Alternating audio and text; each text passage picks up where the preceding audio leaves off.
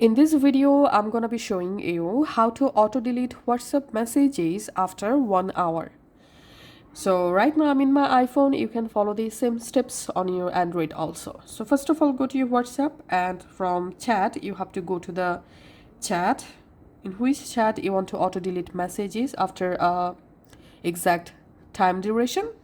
From the chat, tap on the chat name. In here, you have to scroll down and tap on disappearing messages.